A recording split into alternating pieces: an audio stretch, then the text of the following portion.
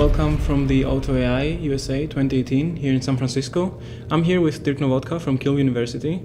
Hi Dirk, and welcome to the conference. Thank you. First of all, I would like to ask you to quickly introduce yourself and your professional background. I'm a professor at the Kiel University. I'm leading the Dependable Systems group in the Department of Computer Science. And what we basically do is we do research on methods, formal methods, on how to ensure safety in complex cyber-physical systems. So later today you will be moderating Challenge Your Peers sessions on the challenges and perspectives regarding AI safety. Can you please give me a few more insights into your opinion on what the relevant AI safety questions are today? The AI safety area is wide open, to be honest. So that's a very new area. So far we have been focused on getting things done, of exploring the technology, on seeing what's happening when we apply neural networks somewhere, or self-learning systems or other systems. The safety question has popped up every now and then, but there has not been such a mature theory around this like in traditional computer science areas. So the most relevant question to me is basically, what is safety in the AI context at all? Because we're not programming things anymore, we are learning stuff. What does it depend on the quality of the system that we are building in the end? What can we rely on and what can we not rely on in such a system? So this is more of an open field to me, rather than to pinpoint down 2 or 3 questions, but such that when you have answered those, then you are done. It's not like that. It's still very much in development. And how are AI safety questions been addressed so far? Well, I've been addressed from several points of view, mostly by some dynamic analysis from what I've seen. So people try to observe, they try to simulate, they try to test systems to see, okay, can we kind of trust those systems and put them on the road? For example, autonomous cars these days, you find them on the road, but still you have the driver next to it.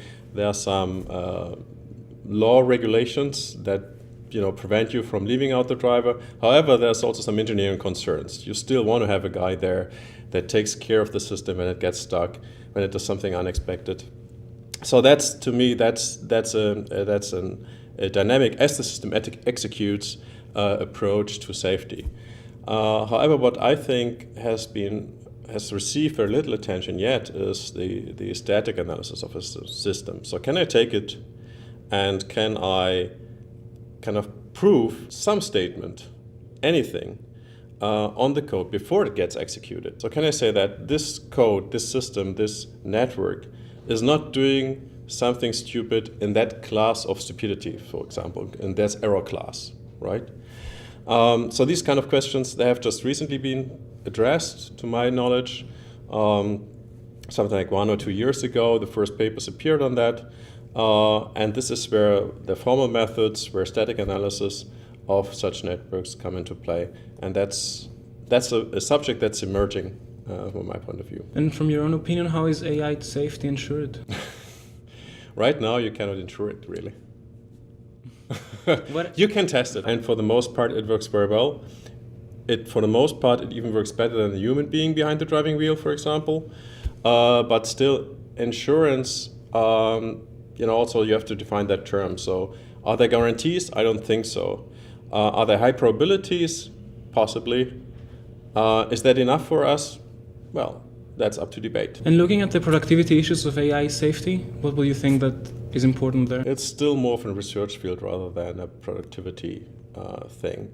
So I think there's a lot of investigation still going on. There's a lot of manual work going on. There's a lot of testing going on. It costs a lot of money to build the trust to have an artificial intelligence system, for example, in an autonomous car, and release it and put it into the field by thousands, hundreds of thousands of cars, maybe millions of cars, and then see what happens. And when then there's an accident, the first accident, big accident, when people rely on artificial intelligence, so how does that work in society, when it comes to lawsuits and these sort of things? So that balances out the effort that you put in there, right? And that defines productivity. So is the amount of money that you put into building trust in artificial neural networks, for example, or artificial intelligence, is that outweighed by the damage that you can prevent from happening.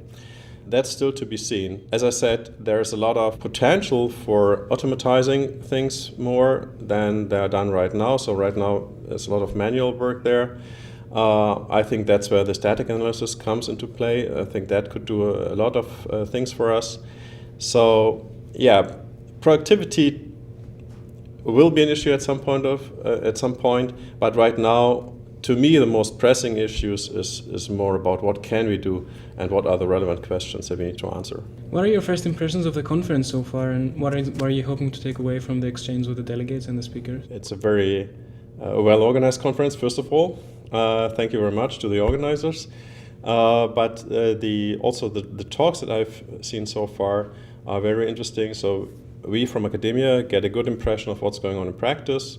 We have a good opportunity to network with people from practice, as I've already done right before we do this interview.